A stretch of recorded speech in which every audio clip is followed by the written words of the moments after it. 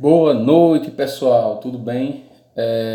Para quem não me conhece, meu nome é Hugo Leonardo, tá? Eu sou enfermeiro, pós-graduado em enfermagem do trabalho, especialista no E-Social, que eu acho que vocês já ouviram muito falar sobre isso aí, palestras, cursos, né? Enfim. E tô vindo aqui para poder gravar esse vídeo e a gente falar um pouco aí sobre a questão do novo E-Social, tá certo? O que é esse novo E-Social, por que que ele chegou, para que que ele veio, qual é o objetivo dele, acabou, não acabou, manda informação, não manda. Então, principalmente para quem é da área de saúde, né, como técnico ou de saúde, como médico do trabalho, enfermeiro do trabalho, da segurança, técnico de segurança, engenheiro de segurança, quem trabalha em DP, quem trabalha em RH, quem trabalha nas empresas, que é o faz tudo, que é o que admite, que é o que libera EPI. Então, tudo isso aí vem para agregar, né? Então, o objetivo desse vídeo é que todas as notícias que saírem sobre o E-Social, eu vou estar gravando um vídeo.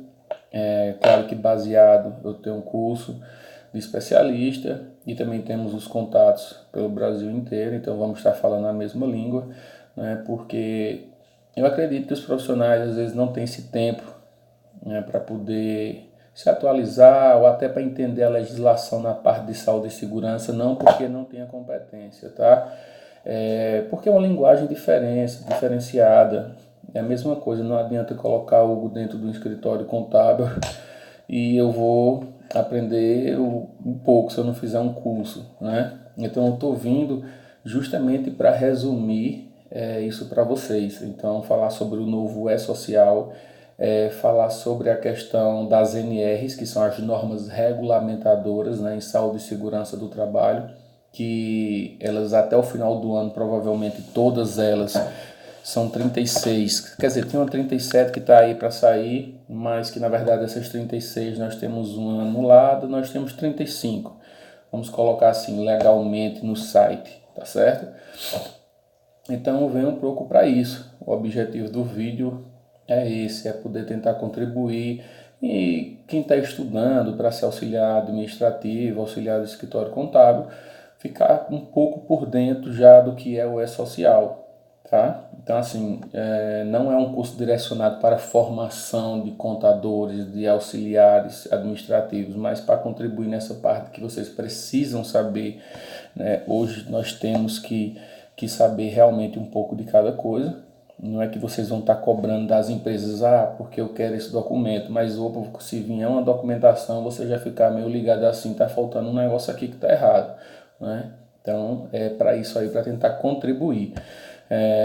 Meu trabalho nessa parte de gestão e auditoria com algumas empresas, né? Hoje não, porque eu estou afastado, mas logo retornarei e esse é o meu campo de atuação desde 2010, né? Parte de gestão e auditoria em saúde e segurança do trabalho em 7 estados do Brasil aí, quem me conhece.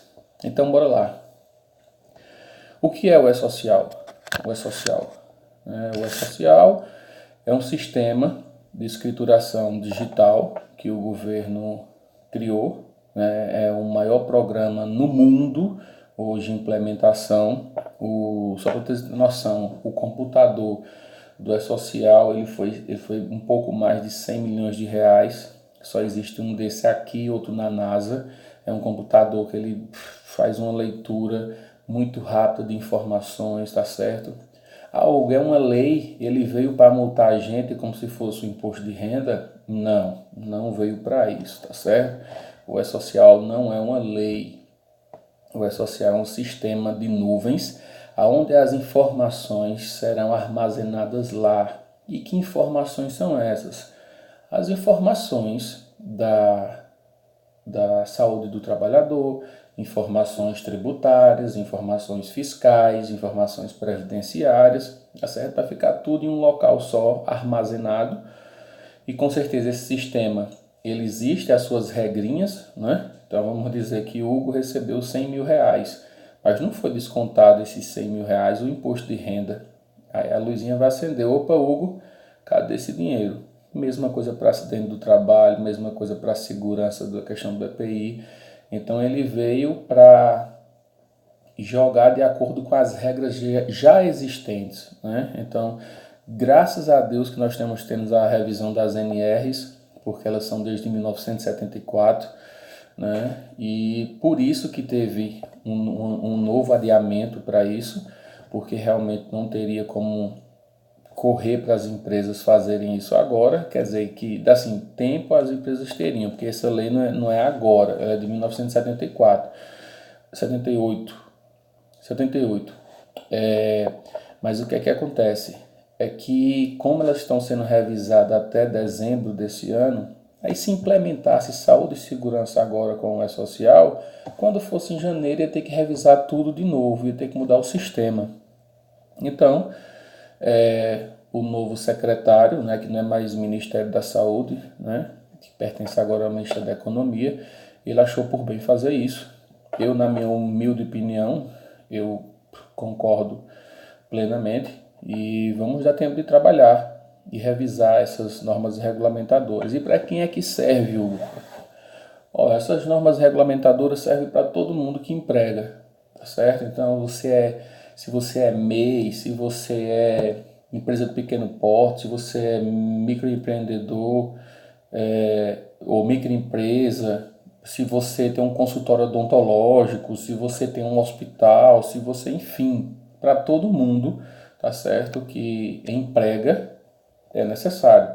Claro que nós vamos ver que para o MEI, para a microempresa e para o EPP, empresa de pequeno porte, nós vamos ter uma certa diferença agora, né? Porque dessas NRs, teve uma que foi excluída, só que ainda não saiu, não está ainda no site oficial, então prefiro não falar, mas ela foi vetada, ela não tinha uma importância realmente significativa, mas a NR1 ela é muito importante, porque ela é que dita, né, como é que as outras devem seguir.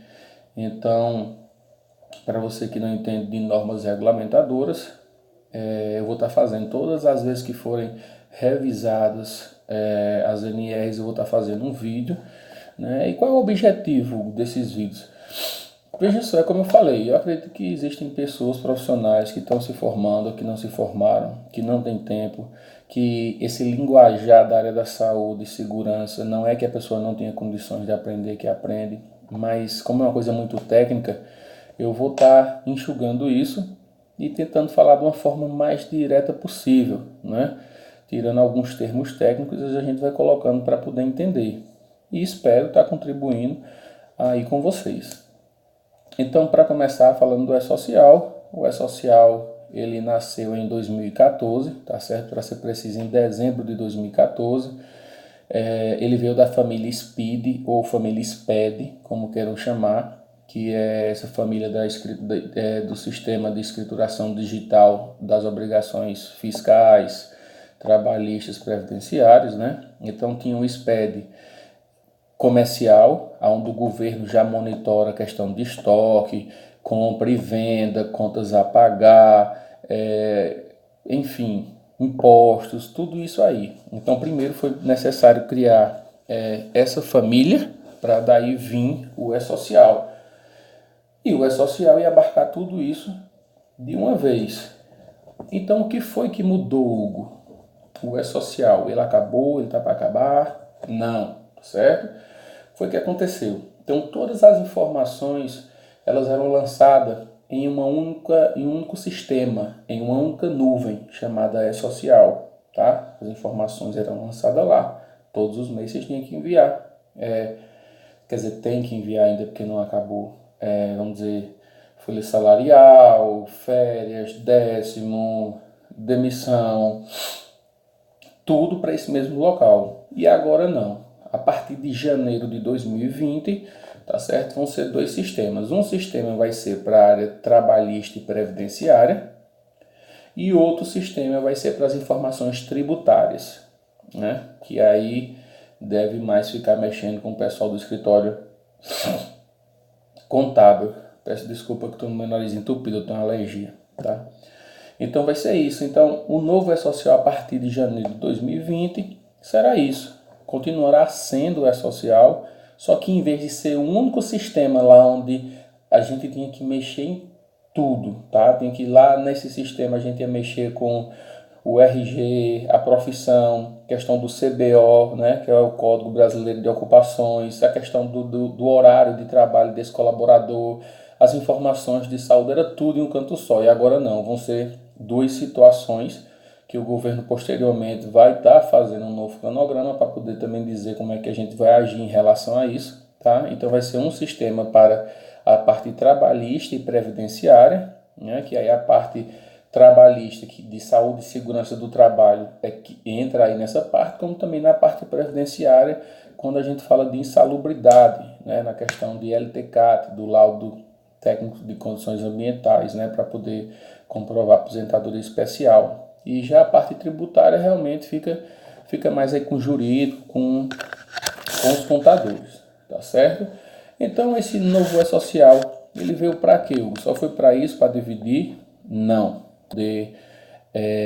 Reduzir as informações, que de novo, na minha humilde opinião, eram muitas informações, bastante. Para você fazer um documento de segurança ou de saúde do trabalhador, dependendo da empresa, tem que passar uma semana lá dentro, porque você tem que falar a cor da parede, o tamanho da parede, a lâmpada que usava, a porta, se era de vidro, bom, enfim, né? Mas então a redução dessas informações que eu estou falando só dos programas são outras informações, tá? Que eu vou falar aqui ao decorrer. Mas então o novo E-Social é isso. Vão ser dois sistemas, tá certo? E vão ser reduzidas as informações bastante, tá? Bastantes informações vão ser reduzidas. E quais são as premissas desse novo sistema, desses novos sistemas? Ele é o que? É o que o nosso presidente fala, ele quer desburocratizar a máquina, né? Então, para você colocar uma pessoa para trabalhar hoje, ela tinha que, no mínimo ontem, ter sido admitida com todos os exames. Aí vamos dizer que você quer admitir ela amanhã, só que os exames dela, tem alguns exames que só ficam prontos com uma semana. Então você ia ter que estar pagando alojamento, aguardando, pagando comida, tudo direitinho durante uma semana para poder ser admitido. E ainda quando chegar esse exame, ele ainda ser reprovado. Imaginem aí o tamanho da situação, tá certo? Outra situação também do novo E-Social é dar uma reduzida, enxugada nas informações, dados que nós já temos conhecidos, né? Então, por que que o pessoal, quando fosse informar o campo salarial, tinha que informar lá o NIT, o CPF do colaborador, quando fosse informar na saúde, na segurança também, quando fosse informar na admissão também? Então, várias coisas aí vão ser simplificadas. Alguns pontos realmente vão ser eliminados. Isso vai existir, isso é que queremos, vai ser modernizar e simplificar o sistema, tá? Integridade e continuidade das informações, quer dizer, manter uma integridade.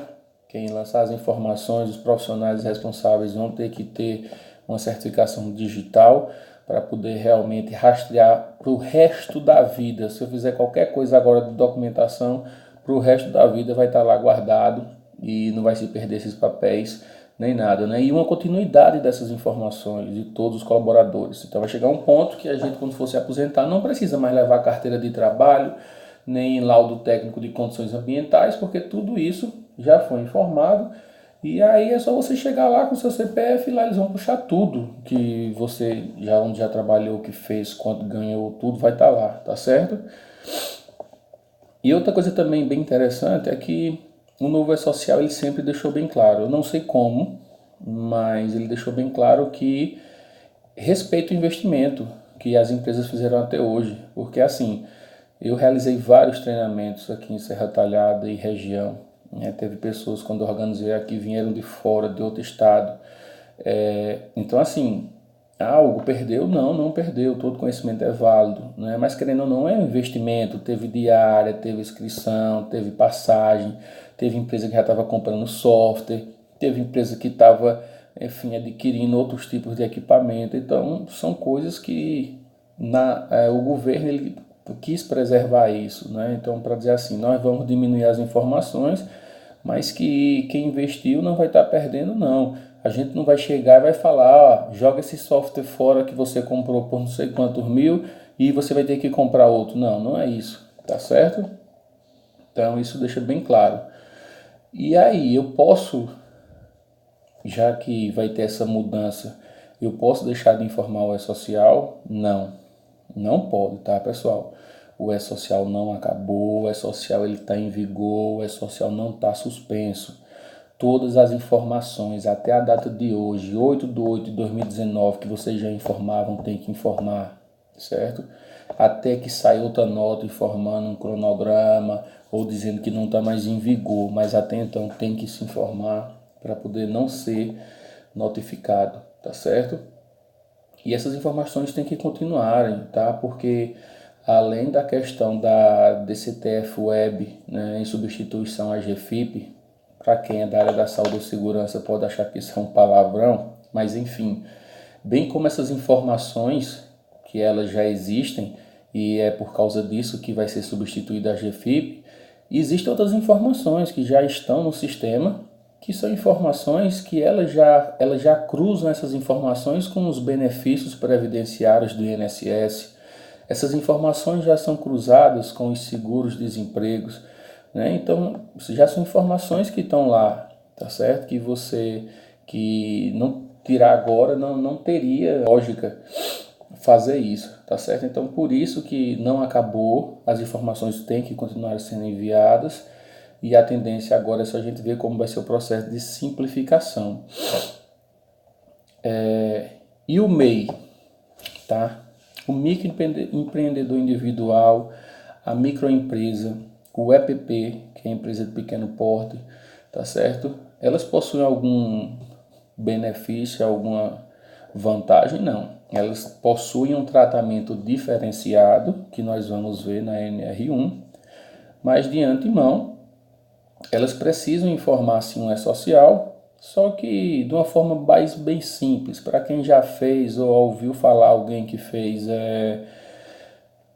o E-Social da doméstica. Pronto, entra lá no site com a senha bem simples, você só tem um colaborador, você vai lá, coloca o dia que ele entrou, coloca férias, desligamento, enfim, você bem rapidão você consegue fazer isso aí. Não precisa ter nenhum curso de informática não, nem precisa ter um escritório contábil para poder fazer isso não. É bem tranquilo. Lá mesmo já gera taxa para pagar, já gera férias, enfim. Bem tranquilo o sistema, que depois eu posso estar vendo uma aula só sobre o sistema web. Tá? O que é o sistema web? O sistema web é o sistema direto no site, no portal.esocial.gov.br, onde lá você, tanto o empregador doméstico, como o MEI, como equipe empresa, como EPP, eles podem estar utilizando sem precisar comprar nenhum software, sem precisar contratar nenhum profissional especializado, mas que vai precisar de uma orientação no começo, né, para poder saber as taxas, onde é que coloca,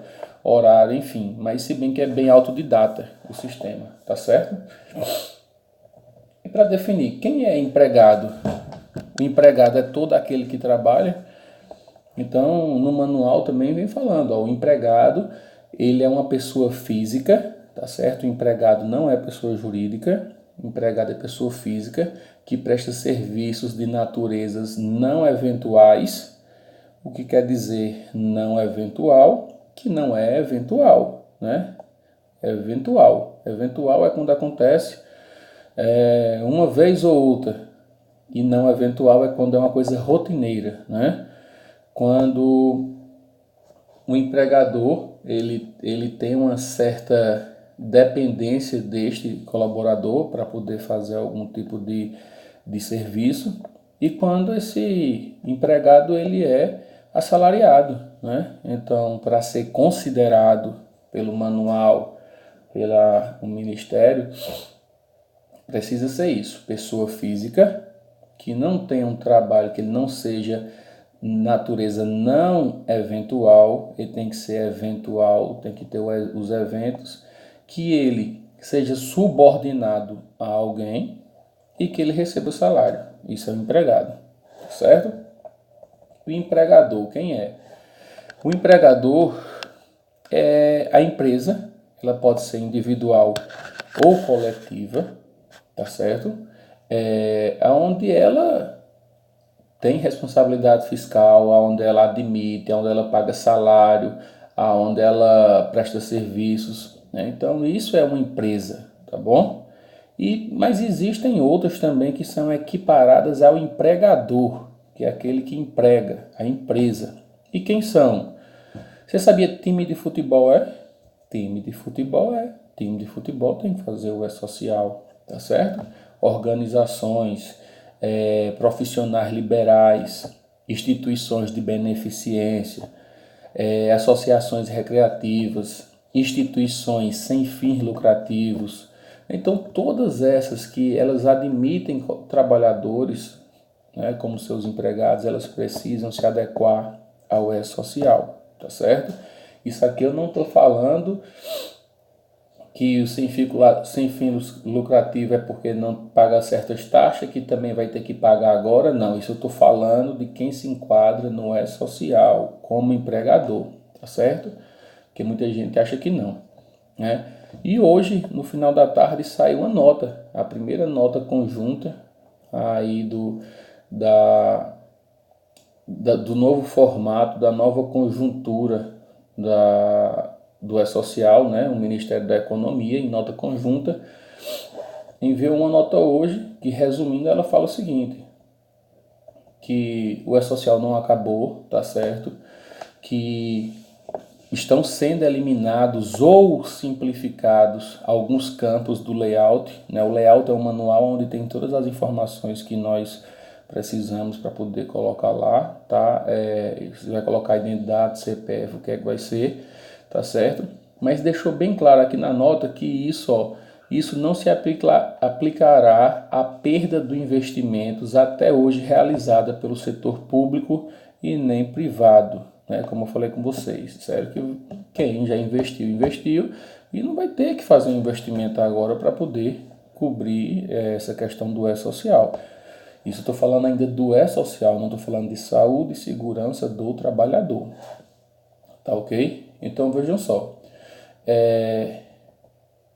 Outra parte também que é interessante falar aqui é que a Secretaria Especial de Previdência e Trabalho e Secretaria Especial da Receita Federal, até o dia 30 de setembro desse ano, tá certo? Eles vão enviar aí para a gente um ato normativo que é justamente para poder a gente saber disciplinar como é que vão ser esses envios, né? No E-Social, o antigo, nós tínhamos situações que o envio era até o 7º dia útil do outro mês.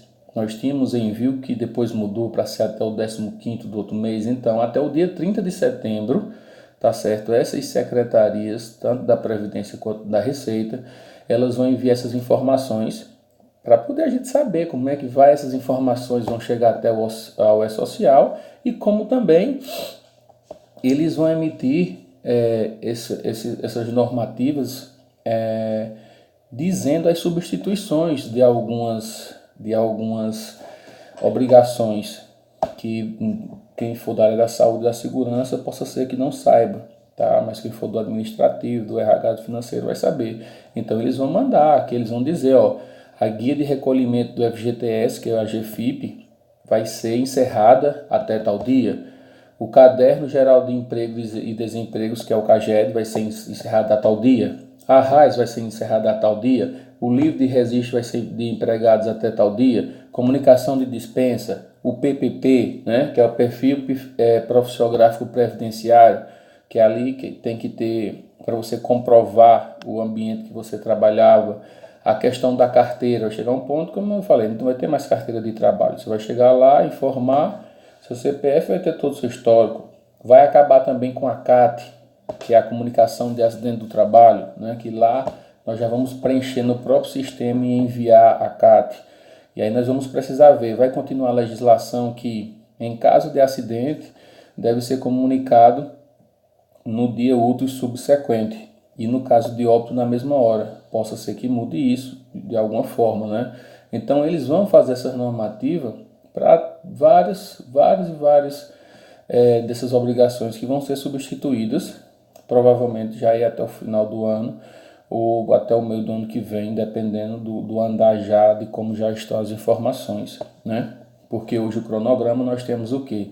Eles dividiram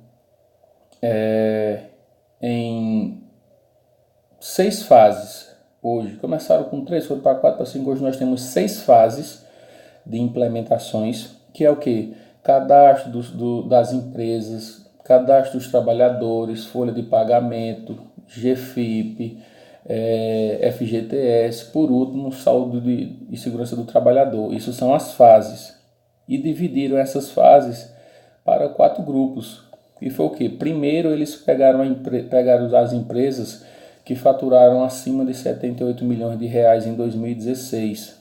Então essa daí chamaram empresas grandes empresas. Então eles colocaram, em janeiro de 2018 começou o cadastro, em março dado dos trabalhadores, enfim, ficou em janeiro agora, dia 8 de janeiro de 2020, que essas grandes empresas já precisam ter as informações de saúde e segurança do trabalho desses colaboradores, né? Aí temos o segundo grupo, que são as empresas que faturaram acima de 4 milhões e meio, 4 milhões e 800 mil em 2017, né? E as demais empresas também. Aí já colocaram um exemplo. A última fase é a saúde do trabalhador, que era para ser em janeiro agora, colocaram para julho. Tudo isso por causa dessa questão das revisões que estão acontecendo e para poder o empregador não ser pego de calça curta, né? Aí depois tem pessoa física, tem MEI, depois tem produtor rural, tem a questão dos órgãos públicos, né? Então assim, foram divididos em fases e em grupos de empresas e fases de implementação, tá certo? Só para vocês terem noção que o E-Social de janeiro a abril, nessa parte de fiscalização, os auditores utilizando o sistema e tudo, eles conseguiram,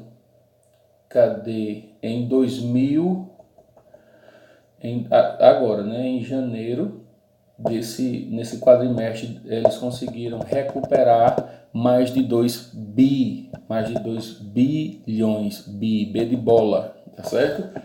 Então, assim, é um sistema que, só para você ter noção, em 2018 foram recuperados no ano todo 5 bilhões. E só nesses 4 primeiros meses aí de 2019 já foram 2 bi. Isso aí para o fundo de garantia. Pegaram empresas que faziam falcatrua em relação a isso. Então, isso é um sistema que ele vai gerar em torno, em média, de 10 bilhões, eu acredito, pelo que a gente vem lendo, de 10 bilhões por ano de receita. Mas não era de multa, disso, aquilo, não. São de impostos que não eram pagos, tá certo? Então, tem essa vantagem enorme do E-Social, tá certo? Então, existem outras orientações que são o quê? São orientações sobre alguns faseamentos que eram obrigatórios, tá? Que algumas informações, como eu falei aqui, que elas eram obrigatórias, elas vão passar a ser facultativo, né? Sei lá, informar a cor da pele era obrigatório, um exemplo, agora é facultativo.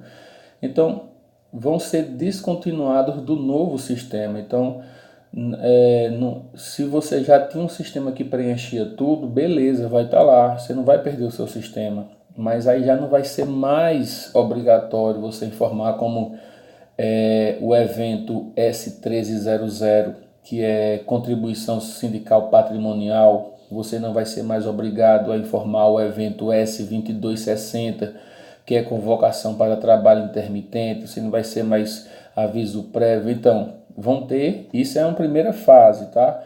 Não vai ser mais obrigatório, isso vai ser facultativo o envio dessas informações, tá certo? Isso é só uma primeira fase. A nota técnica, ela traz isso aí, que é uma construção bem maior, tem toda uma equipe de profissionais, mas isso aí é só uma primeira parte, porque na segunda fase vão ter eliminações completas de várias outras fases, de outros eventos, como o S1030, tabelas de cargos e empregos públicos, vai sair, tabelas de cargos e função, vai sair, S1050, horários e turnos, vai sair, S1060, tabelas ambientais de trabalho. É porque nós tínhamos o evento S1060, que era tabela de eventos de trabalho, e nós tínhamos o 2240, que era condições ambientais de trabalho. E qual era a diferença? É que uma era feita por um profissional da saúde e segurança, provavelmente da segurança do trabalho. Ele chegava lá e falava, aqui nessa sala existem 10 máquinas, a luz assim, tem fio exposto, ppp, aqui tem o extintor, e ele falava isso, né? E a empresa, ela criava os seus ambientes de trabalho, né? Aí já não era, a empresa não precisava ter uma associação com o nome. Então eu podia falar da mesma sala de um jeito, ele pode falar da mesma sala do outro. Então são informações que, no meu ponto de vista, também não tem essa necessidade. Então, informações complementares de eventos periódicos, contribuição sindical, aviso prévio, isso vai ser eliminado, isso aí está aqui já na nota, tá certo? Agora existe aqui um ponto bem interessante, o 2221, tá? O evento 2221, do que é que ele se trata? Exame toxicológico do motorista profissional. Isso é uma grande briga, certo? De empresas e sindicatos. Apesar que teve a portaria que exigiu a informação referente ao exame, no exame citológico no CAGED, ela será revogada e, portanto, o evento perderá sua função. Então, já foi ganho que não precisa mais informar referente ao exame toxicológico no CAGED, né? Ela será revogada. Mas aí fica aquela coisa, ficou comprovado que desde o início dos exames toxicológicos até hoje, nós tivemos uma redução em média de 30% de acidentes, né, com profissionais, motoristas profissionais. E aí é que está essa briga. Mas já vimos que foi revogada para o CAGED. Então, portanto, se for, não vai ser mais importante, não vai ser mais obrigatório ter o exame toxicológico. Mas e aí as empresas que não, investiram aí com o exame, acho que mais barato no Brasil, deve ser em torno de 280, 300 reais. E para quem tem 50 motoristas aí, como é que ficou? E aí como é que fica? Vai ser reembolsado? Deixa do jeito que está? Se deu positivo, o que é que faz? O que é que não faz? Né? Então, assim, tem algumas coisas também que a gente tem que rever. Na parte da saúde e segurança do trabalho, nós tínhamos 6 eventos, né? 6 eventos. Não me lembro agora o número aqui, mas tínhamos 6 eventos, tá? Que desde a admissão preliminar, enfim, exames complementares, monitoramento, né, de exames. E desses 6 vão para 4 eventos. Então, de 6 eventos, a saúde agora vai para 4, vão para 4 eventos, tá certo? Só para você ter noção, antes, esses 6 eventos possuíam 1.200 itens para serem preenchidos. E só com a redução desses 2 aí será reduzido em algo para 300 itens.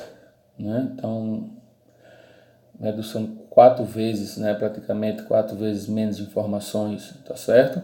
Mas as informações sobre a questão do PPP e da CAT serão mantidas, tá?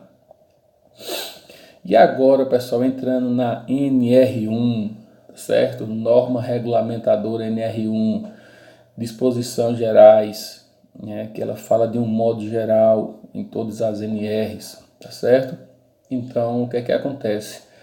A NR1 ela é obrigada, tá certo? Para todos os empregadores, empregadores e empregados urbanos e rurais. É obrigatório, tá? Primeiro ponto. Órgãos públicos também, tá certo? Não desobriga as organizações de cumprir outras disposições. A NR, ela deixa bem claro aqui, falando assim, ó, se você tem trabalho em altura, você tem que ter NR35, se você trabalha com eletricidade, tem que ter NR10. Só que às vezes tem alguma lei estadual ou uma lei municipal que fala que o colaborador tem que ter um treinamento a mais, ou tem que ter algum exame a mais, ou alguma coisa a mais. Às vezes tem um acordo coletivo que fala que não é preciso fazer tal exame, mas o acordo coletivo fala. Então ele deixa bem claro aqui que, além das informações das NRs específicas, tá certo? Tem que seguir também essas outras. Então ele deixa bem claro isso. A Secretaria do Trabalho, que está sendo chamado de STRAB, S-T-R-A-B, né? Ela tem várias competências, que é praticamente como a do Ministério, que é promover e formular as diretrizes, normas, que é promover a campanha nacional de prevenção de acidente, que é coordenar e fiscalizar o PAT, que é o Programa de Alimentação do Trabalhador, que é bastante minucioso esse programa de alimentação do trabalhador, tá? Você tem que ter nutricionista, você tem que ter um local adequado, enfim, é bastante complicado, tá? Mas tudo isso para a saúde do trabalhador. Promover e fiscalizar essa questão do andamento da legislação, né? Participar e implementar a Política Nacional de Saúde e Segurança do Trabalho, tá certo? Então, assim, isso são as competências da Secretaria de Trabalho, né? E agora aqui nós vimos agora aqui para direitos e deveres. Todo mundo tem direitos e deveres, né? Aqui não seria diferente. Então, cabe ao empregador. Quem é o empregador que nós vimos? O empregador é a empresa que contrata alguém que tem uma subordinação sobre ele, que tem um pagamento salarial mensal sobre ele, certo? Então, a N1 fala que cumprir e fazer cumprir todas as regulamentações em saúde e segurança do trabalho. Então, isso é obrigação do empregador, da empresa. Informar a todos os trabalhadores, tá, os riscos ocupacionais existentes no seu local de trabalho, as medidas de controle adotadas, os resultados dos exames médicos e exames complementares de diagnósticos a quais os colaboradores foram submetidos, os riscos das avaliações ambientais. Isso quer dizer o que, pessoal? A gente vai chegar nela, é ordem de serviço, tá certo? Então todo mundo, quando for trabalhar lá no escritório, na almoxarifada, onde for, ele vai ter que receber, tá certo? A empresa vai ter que elaborar uma ordem de serviço dando ciência. Ó, para mim, Hugo, você vai trabalhar no hospital, tá? Tá, você vai ficar na UTI. Pronto, então vou ter que receber uma ordem de serviço lá dizendo os riscos ocupacionais que existem lá, tá certo? Então, quais são esses riscos ocupacionais que tem lá? Né? Risco físico, químico, enfim, né? As medidas de controle. O que foi que existe alguma medida de controle aqui para evitar essa questão de reduzir ou eliminar esses riscos que foram identificados?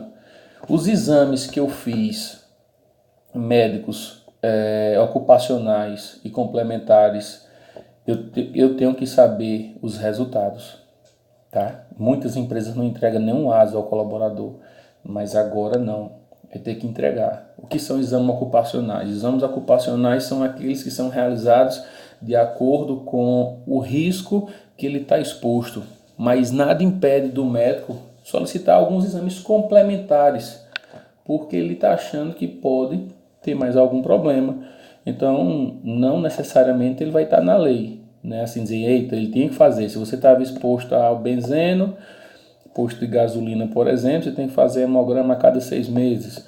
Mas aí o médico achou também que tinha que fazer, sei lá, vamos dizer que não tivesse, mas raio-x de tórax, né? Para poder acompanhar, porque ele achou que tem um cara que está com pneumonia, ele está exposto ao benzeno, enfim. Então, isso são exames complementares.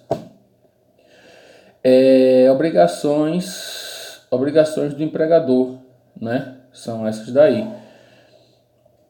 elaborar ordens de serviço, onde vai estar descrito tudo isso, permitir que os representantes legais da empresa, que a gente fala de CIPA, acompanhem. Se eu chegar lá para poder ter uma fiscalização, uma auditoria da minha parte de saúde e segurança, ele pode me acompanhar. Se chegar alguém no ministério também.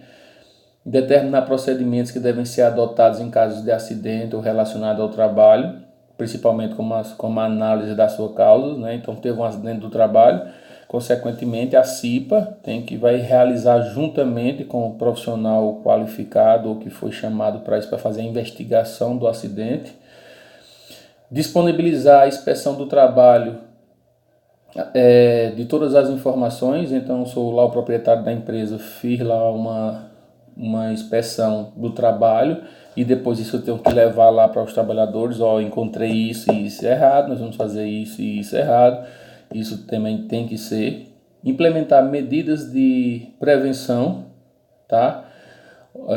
Ouvidos os trabalhadores de acordo com as seguintes prioridades, né? Que é eliminar o problema, minimizar, né? E aí seriam só essas besteirinhas aí para o trabalhador, para o empregador. Para o trabalhador, que seria cumprir as disposições legais, tá certo, em saúde e segurança, inclusive a ordem de serviço. Isso é muito bom, porque a partir do momento que a empresa está lá na ordem de serviço dizendo ao que ele está exposto, o EPI que ele tem que usar e o que é que ele tem que fazer, se ele sair daquela linha ali, a empresa vai dizer, não, aqui ele foi orientado, ele foi capacitado, ele foi treinado, tá certo? Submeter os exames médicos periódicos, então ele tem que fazer os exames médicos periódicos, tá certo? Não vou fazer, tem que fazer. Colaborar com a organização das NRs, então se NRs, sei lá, que fala de máquina, se eu não me engano é NR12, fala em tal procedimento, ele tem que colaborar com a organização do setor para isso e usar os EPIs. Então, for PEC sem PI, amigo, é advertência verbal, advertência por escrita, suspensão e demissão. Porque se esse colaborador ele não usa o EPI, provavelmente ele vai lhe dar um problema muito grande lá na frente. E aí pronto, já sabe o que é que vai dar, né? Outra coisa, se for comprovado pelo empregador, pela empresa, uma situação grave ou eminente de risco, que eu acredito que isso aqui foi depois do, infelizmente, acidente de Brumadinho. Tive o prazer de morar lá durante 7 meses e fiquei muito triste, como todo mundo. Então, o que é que acontece? Se for comprovado pelo empregador uma situação grave ou eminente de risco, ele não poderá exigir que o colaborador volte para aquele local de trabalho. Então, uma barragem está para estourar, um botijão de gás está para estourar, um carro está para virar, não patolaram direito, sei lá, para poder fazer algum serviço, enfim. Então, assim, o colaborador não vai voltar, não volta, tá? Ele está acobertado. Todo trabalhador, ao ser admitido ou mudar de função, se ele mudar de função e tiver alteração de risco, como eu falei, ele tem que receber todos os exames, ele tem que fazer uma nova ordem de serviço, ele tem que saber, no caso de emergência, o que deve ser feito, tá certo? Então, tudo isso aí também, nesses casos, tá? De admissão e de mudança de função. Essas informações elas podem ser transmitidas durante o treinamento ou diante dos seus conhecidos e famosos DDS, Diálogo Diário de Saúde ou Diálogo Diário de Segurança, tá bom? E esse documento ele pode ser físico, assinado por todo mundo, ou eletrônico, no caso de digital. E é bem interessante que essas informações agora foi liberado que os documentos de saúde e segurança do trabalho, vamos falar um PCMAT, um PPRA, um PCMSO, um PCA, um PPR, enfim, todos esses documentos não são mais papéis físicos, tá? Então, quem fez até agora, que tem seu documento físico, sua empresa tem lá guardadinho na gaveta, um PCMSO, PPRA, não será mais assim. Só vai estar assim quem já tinha, mas a partir de agora que a lei entrou em vigor, todos os documentos têm que ser digitais, aonde o profissional que elaborou vai ter o seu certificado digital e vai assinar ele digitalmente, bloqueando, deixando de uma forma que ninguém vai poder alterá-lo. Então, chegando a fiscalização do Ministério do Trabalho, ele não vai querer mais um documento em papel, ele vai querer o documento digital. Ele deve chegar lá com seu pendrivezinho ou pedir por e-mail e vai mandar, tá certo? Então, é dessa forma agora que vai acontecer, tá? Então, os profissionais como eu, como médico, como engenheiro técnico, vai ter que ter a sua chave pública brasileira, né? Que é o certificado digital, tá bom? E esses treinamentos, como é que devem ser essas capacitações, né? Algumas que eu já fui por aí. Então, ela deve ser emitido um certificado contendo nome e assinatura do trabalhador, conteúdo programático, tá? Carga horária, data, local de realização do treinamento, nome e qualificação dos instrutores com assinatura do responsável técnico. Então isso aqui é o mínimo que vai ter que ter, certo? E tem mais uma, por mais que tenha a lista de presença, isso aqui vai ter que ser individualizado, porque vai ter que ser entregue um para cada colaborador. Então, a partir de hoje, você for fazer seus treinamentos, você fique ligado nisso, tá certo? Dá uma olhadinha na NR1, no item 1.6, para poder ver isso. E as capacitações devem incluir o quê? O treinamento inicial, tá certo? O que é treinamento inicial? Para quem nunca participou, chama-se de integração. É quando você vai começar em uma empresa, você tem que fazer uma integração, que aí você vai ter uma carga horária, onde lá vai ser falado sobre RH, segurança, saúde, meio ambiente, enfim, né? Treinamento periódico e treinamento eventual. Esse inicial também pode ser um treinamento de, sei lá, um eletricista que ele não tinha NR35, porque ele não trabalhava em altura. Então é um treinamento inicial que ele vai ter que fazer para poder trabalhar em altura, tá certo? A periodicidade que vai dizer desses treinamentos são as NRs. As NRs é que vão dizer, não, esse treinamento tem que ser de tanto e tanto tempo, esse outro tem que ser de tanto e tantos anos, tá certo? Ela é que vai dizer. E lá vai ter que constar tudo aquilo que eu falei. Carga horária, prazo de realização, conteúdo programático, treinamento, por que vai ter que ter esse treinamento. Então, cuidado com as empresas que vocês vão contratar para poder fazer treinamento, porque vai ter que ter toda uma documentação por fora. Além disso que eu falei, lá vai ter, vamos falar que a gente tem que fazer um treinamento de NR35, então vai ter que ter um documento lá falando, essa empresa precisa realizar o treinamento de NR35 devido às funções tais subirem a mais de 2 metros de altura durante seu período de trabalho, assim. Metodologia. A metodologia vai ser presencial ou semipresencial, enfim. Então vai ter que ter todo um documento desse para poder você estar, como é que eu digo, devidamente acobertado. E esse certificado ele deve ser disponibilizado ao trabalhador, por isso que vai ter que ser individual, e outra vai ter que ficar arquivada na empresa, na pastinha dele lá, tá certo? Vai ter que ficar guardada.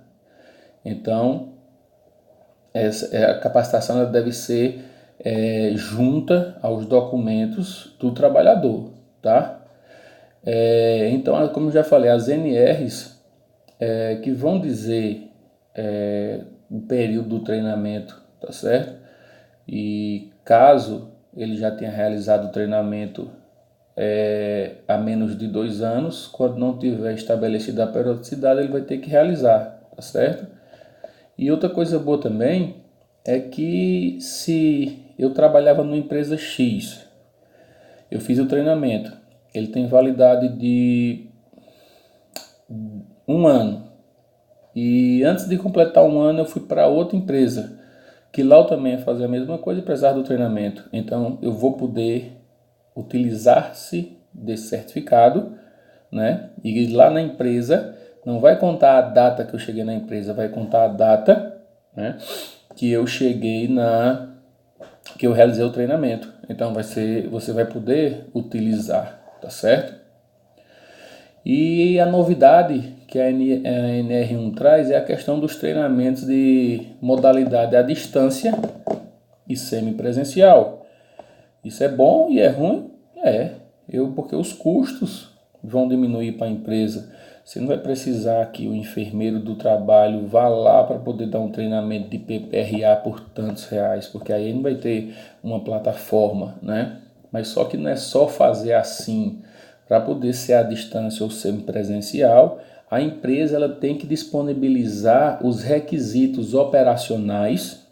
O que é que eu preciso para operacionalizar um treinamento? Eu preciso de uma sala, eu preciso de computador, né? Eu vou precisar de questões administrativas, né? De folha, de papel, de pessoal. Eu vou precisar de questões tecnológicas, algum aparelho que eu vou ter que utilizar ou não, né?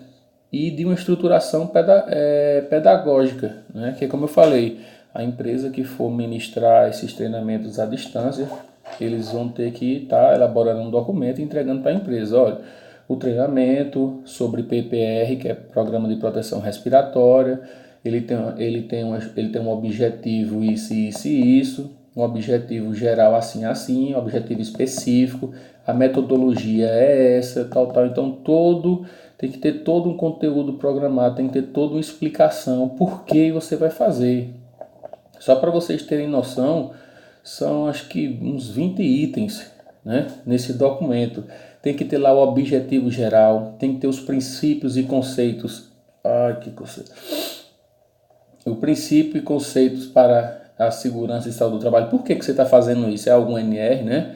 A estratégia pedagógica da capacitação. Você vai usar o que? Audiovisual, vai ser texto, né? A indicação do responsável técnico pela capacitação, relação de instrutores, conteúdo programático, objetivo de cada módulo, carga horária, estimativa de tempo mínimo do curso, público-alvo. São muitas coisas, tá? Então não pensa mais que você está fazendo aquele treinamento rapidão e está resolvido, não, porque não vai estar, não. Sabe por quê? Porque além de tudo vai ter que ter uma prova escrita ou a prova online. E essa prova online lá vai ter que ter o login e o cadastro dos dados do colaborador, no mínimo guardado por 2 anos na empresa que você fizer o curso, tá certo? Se for o login vai ter que lá estar guardado, que o Hugo em 2018 fez um curso assim lá tem o meu login, tem CPF, tem tudo. Ou a prova escrita, né? Que aí 10 questões, 5 questões, enfim.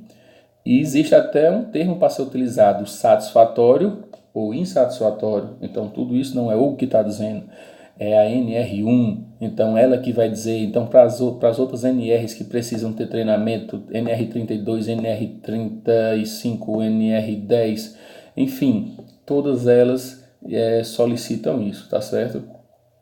Então tem que ter toda essa estrutura e todas essas documentações, tá bom? Para poder ser realizado. Quando chega aqui para falar da questão do MEI, de microempresa, de empresa de pequeno porte, né? Aí eu vou deixar para falar em outro momento, porque é a questão das documentações, tá certo? Que aí no caso a empresa sendo de grau de risco 1 e 2, ela não precisa ter... vamos falar. O MEI, o microempresa e empresa de pequeno porte, se ela for grau de risco 1 e 2. O que é grau de risco? De acordo com o seu CNAE, tá certo? Você vai saber qual é o grau de risco da sua empresa, seu CNPJ, né? Uma coisa é você vender empada, outra coisa é você ser eletricista de alta tensão, então o grau de risco é diferente. Então, se você são 4 graus, então se você for grau de risco 1 e 2, e se você não tiver risco químico, físico e biológico, você não precisa ter o PPRA, tá certo? Como é que eu vou comprovar isso? Aí é que está o grande problema, que ele não diz. Então, Não vai ter como o proprietário chegar lá e falar que aqui não tem risco físico, porque ele não tem capacidade técnica para isso. Então vai ter que contratar um profissional da segurança para fazer esse levantamento. Então, não tendo esses 3 riscos, o MEI, o empresa de pequeno porte e a microempresa não precisa ter o PPRA. Se for risco 1 e 2 e a empresa comprovar que não possui riscos químicos, físicos, biológicos e ergonômicos, ela também vai poder ficar ausente do PCMSO, tá certo? Então, uma vez ela se enquadrando nessa situação e comprovando que não tem risco, então, beleza, não precisa ter PPRA e PCMSO. Teve algum desses riscos, vai ter que ter. Agora, deixando bem claro que não é porque não vai ter esses programas que ela está isenta, desobrigada da emissão do ASO não, que é o Atestado de Saúde Mental Ocupacional, tá certo? Então, aí fica outra pergunta. E como é que o empregador vai saber quais são os exames que o colaborador dele tem que fazer se não tem um profissional que indique isso?